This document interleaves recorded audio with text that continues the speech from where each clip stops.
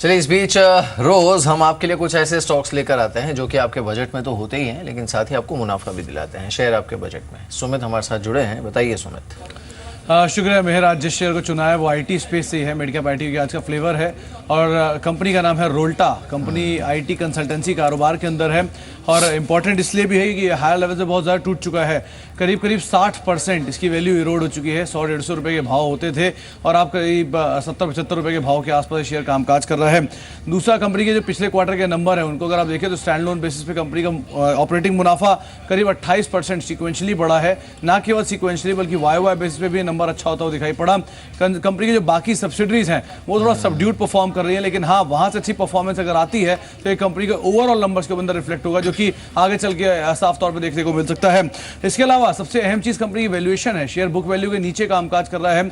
और दूसरा, अगर आप देखें तो आईटी स्पेस के अंदर महज 6 के मल्टीपल पे शेयर कामकाज करता हुआ 66 रुपए ने 52 वीक्स लो हिट किया और वहीं पे इसकी वैल्यूएशन काफी साउंड दिखाई पड़े। 6 के मल्टीपल पे स्पेस में कोई कंपनी नहीं है, जबकि 20 से लेकर 21 के मल्टीपल पे पूरा सेक्टर कामकाज करता है। तो वैल्यूएशन वाइज काफी साउंड है। 13-14 रुपए के आसपास की ईपीएस है।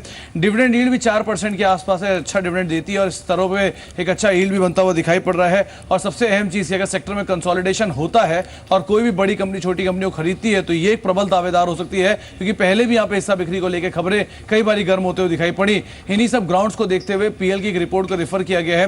करीब 85 रुपए के टारगेट्स के लिए आप इसे देख सकते हैं। बिल्कुल। और इसमें और एक चीज सुमित जो आपने बताया उसमें मैं जोड़ना चाहूंगा, काउंटर बहुत अच्छा परफॉर्म कर रहा है, करीब 5.5% ऊपर। रोल्टा इंडिया आज शेयर आपके बजट में रिकमेंडेशन के साथ इस समय 5% से ज़्यादा की तेज़ी, 78-60 का लेवल। लेकिन इसमें और एक चीज़ जो है, क्योंकि डिफेंस पर भारत में इतना फोकस है, मेक इन इंडिया पर इतना जोर दिया जा रहा है, ये जो डिफेंस खासकर जो फाइटर प्लेन्स होते हैं, टैंक्स होती हैं, इनके लिए जो सिम्युलेटर्स बनाए जाते हैं जिस पर आर्मी मैन प्रैक्टिस करते हैं, वो सॉफ्टवेयर डेवलप करने के क्षेत्र में ये एक बहुत बड़ा प्लेयर है और इनके कई जॉइंट वेंचर्स भी हैं। तो ये और एक चीज़ है जिस पर आप नज़र रख सकते हैं। शुक्रिया सुमित इस अपडेट के लिए। रोल्टा इंडिया 5.5% ऊपर 79 पर। मानस, शुक्रिया हमारे साथ इस बातचीत में शामिल होने के लिए। संजीव, आपका भी शुक्रिया हमारे साथ इस बातचीत में शामिल होने के लिए। टीएस हरिहर अब हमारे साथ जुड़े हैं। रोल्टा इंडिया आपकी स्क्रीन पर नजर रखिएगा, इस पर काउंटर करीब 6% ऊपर इस समय ट्रेड करते हुए। हरी मॉर्निंग टू यू, शुक्रिया इस बातचीत में शामिल होने के लिए। नाउ यू नो अभी जो होने वाला है मार्केट में कि पहले जो लोग वेट कर रहे थे 7400 के नीचे मिलेगा तब हम ले लेंगे, you know they were trying to time the market. Now suddenly market has timed itself and you are looking at 7600 and maybe even beyond that. अब ट्रेड कहाँ से करना चाहिए? नहीं, मैं तो मानता हूँ कि जो बड़ा रिस्क था कि शायद ये एफओएमसी का जो लैंग्वेज है वो बहुत हॉकिश रहेगा, आई थिंक वो रिस्क अभी नहीं रहा, बिकॉज एफओएमसी का लैंग्वेज पहली बात तो काफ़ी डविश रहा है और दूसरी बात है कि उन्होंने काफ़ी लिक्विडिटी के संकेत दिए हुए हैं। तो आई थिंक इन दोनों बातों को मिला के मुझे लग रहा है कि शायद से जब अप्रैल 5 को आरबीआई का पॉलिसी मीट होगा तब आई थिंक वहाँ पे भी डेफिनेटली एक रेट कट की उम्मीद की जा सकती है। Most likely I think 25 basis points तो हो ही सकता है। तो आई थिंक इन दोनों बातों को नजर रखते हुए मुझे लगता है कि शायद से the market in my view already made a bottom at 6850 on budget है। तो आई थिंक बॉटम की तो अभी बात नहीं कर सकते, लेकिन अभी तो ये सवाल है कि यहाँ से और कितना डाउन साइड है। मुझे लगता है कि शायद यहाँ से ज़्यादा डाउन साइड अभी नहीं होगा, क्योंकि अब एक शॉर्ट कवरिंग का सिलसिला शुरू होगा जिससे मार्केट में और अपसाइड्स की उम्मीद की जा सके। तो आई थिंक यदि आप एक लॉन्ग इन्वेस्टर खरीदना चाहते हैं तो शायद ये एक राइट लेवल है आपको एंट्री करने के लिए। चलिए इस बीच अगर आप देखें निफ्टी थोड़ा सा, अगर आप देखें स्ट्रॉन्ग मूव लेने के बाद अपने आप को इस रेंज में स्थिर कर रहा है। हरी, आपने जो बात करी, मैं निफ्टी का को इसलिए पॉइंट आउट कर रहा था यहाँ पर कि अब सेंटर ऑफ अट्रैक्शन क्या रहेगा, बैंकिंग रहेगा या मेटल्स रहेंगे इस यूएस कमेंट्री के बाद, फेड की कमेंट्री के बाद, या फिर थीम क्या होगी बाजार की? और अगर थीम बैंक ही रहेंगे तो हम बैंक निफ्टी पे ज़्यादा फोकस करें या फिर निफ्टी पे ज़्यादा फोकस करें इस वक्त?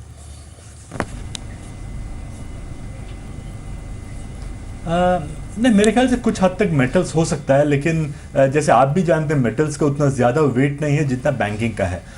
तो I think from that perspective मुझे लगता है कि शायद बैंकिंग यहाँ से मोस्ट इंपॉर्टेंट सेक्टर हो सकता है for a market to break out on the upside. अब जहाँ तक आपका सवाल है कि बैंक निफ्टी पे फोकस करे या स्पेसिफिक बैंक्स पे फोकस करे, मेरे ख्याल से ये जो यहाँ से अपमूव की बात कर रहे हैं, इसमें शायद दो तरह के बैंक्स चल सकते हैं। पहले तो जो बड़े बैंक्स काफ़ी करेक्ट हो चुके हैं, जैसे SBI है, जैसे ICICI बैंक है, बैंक ऑफ बड़ौदा है, आई थिंक ये बैंक्स पे एक शार्प बाउंस की उम्मीद की जा सकती है। तो I think that is one space to watch out for. I think दूसरा जहाँ within the private banking space select bank से, जैसे कोटक है, जैसे येस बैंक है, जहाँ पे अर्निंग्स विजिबिलिटी है लेकिन अब भी वैल्यूएशंस में अपसाइड बाकी है, तो आई थिंक ऐसे स्टॉक्स पे फोकस कर सकते हैं। तो मैं मानता हूँ कि instead of buying the bank Nifty, आपको स्पेसिफिक बैंक्स पे फोकस करना और बेहतर होगा। बिल्कुल, स्पेसिफिक बैंक्स पे फोकस करना चाहिए।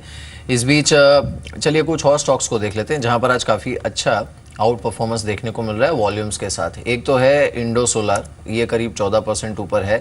पेरिस शुगर आज भी 10% ऊपर है, 4240 के लेवल पे ट्रेड करा है। इनफाइनाइट कंप्यूटर्स आज हमारी रिकमेंडेशन थी स्टॉक ऑफ द डे, ये करीब 10% ऊपर इस समय ट्रेड कर रहा है। दीप इंडस्ट्रीज और एक काउंटर है जो कि 9% ऊपर और ठीक वॉल्यूम्स के साथ इस समय ट्रेड करते हुए। उत्तम गैल्वा स्टील ये करीब 7.25% ऊपर इस समय ट्रेड करते हुए।